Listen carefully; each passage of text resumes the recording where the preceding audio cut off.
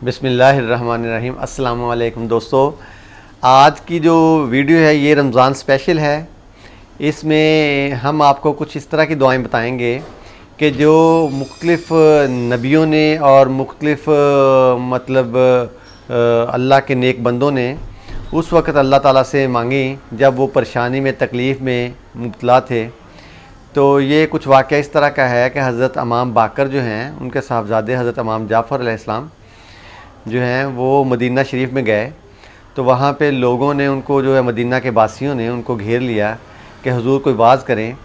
तो वहाँ पे उन्होंने कहा कि मुझे ताज्जुब है उस बंदे पर या उस आदमी पर जो मुश्किल में गिरफ़्तार हो और ये दुआ ना पढ़े, जो बीमारी में मुब्तला हो और ये दुआ ना पढ़े, जो तकलीफ़ में मुब्तला हो और ये दुआ ना पढ़े। और वो दुआ क्या है कि उन्होंने फिर वाक़या बताया कि हज़रत अय्यूब अल्लाह ताला के पैगंबर जो थे वो बहुत बीमार हो गए और तकरीबन 7 साल तक बीमार रहे। और वो इतने बीमार थे कि उनके जिस्म पे कीड़े पड़ गए, हत्ता कि नौबत इस तरह की आ गई थी कि वो चूँकि अल्लाह ताला के पैगंबर जो होते हैं ये अल्लाह ताला के मासूम और ख़ास बंदे होते हैं। तो ये अल्लाह ताला के वो नेक बंदे होते हैं। अल्लाह ताला उनको मुख्तलिफ़ इम्तहानात के मराहिल से गुज़ारता है और उनसे अल्लाह ताला ने मुख्तलिफ़ काम लेने होते हैं, इसलिए अल्लाह ताला उनको इम्तहान में आज़माता है। तो अल्लाह के पैगंबर हज़रत अय्यूब अलैहिस्सलाम जो थे वो बीमार इतने हुए कि उनके जिस्म में कीड़े पड़ गए और नौबत यहाँ तक आ गई कि जब वो झुकते थे या बैठते थे तो कीड़े गिर जाते थे और वो उठा के वहीं पे ज़ख़म पे रख लेते थे।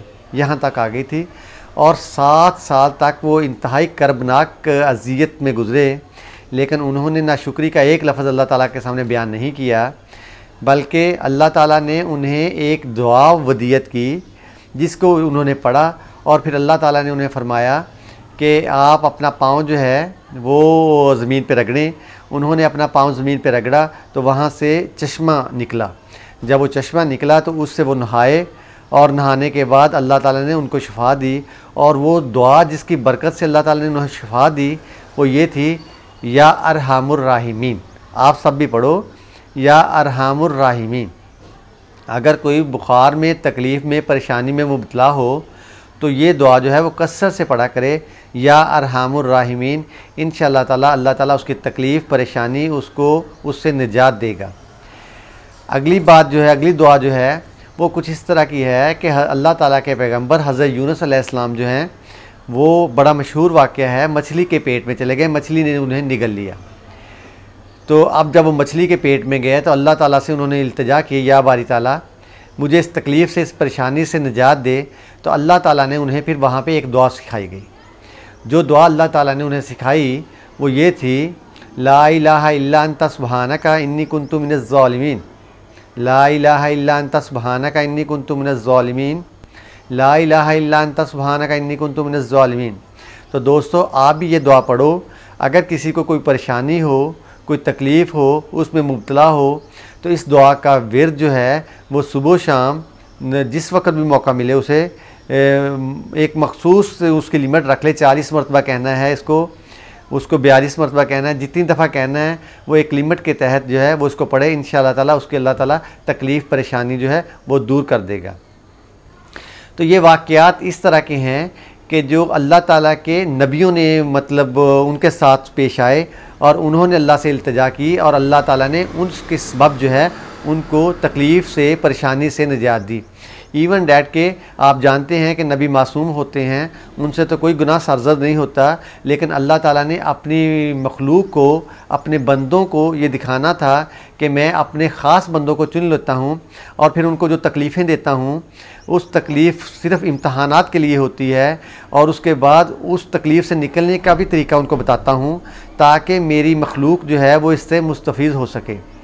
तो तीसरी दुआ जो है वो कुछ इस तरह की है कि जंग उहद में जब नबी पाक सल्लल्लाहु अलैहि वसल्लम को काफरों ने घेर लिया और करीब था सहाबा कराम को ये खौफ गुज़र रहा था कि कहीं नाउज़ुबिल्लाह कहीं कोई इस तरह का ना हो जाए, कुछ इस तरह का ना हो जाए कि अल्लाह के नबी सल्लल्लाहु अलैहि वसल्लम को कुछ नुकसान पहुँचे।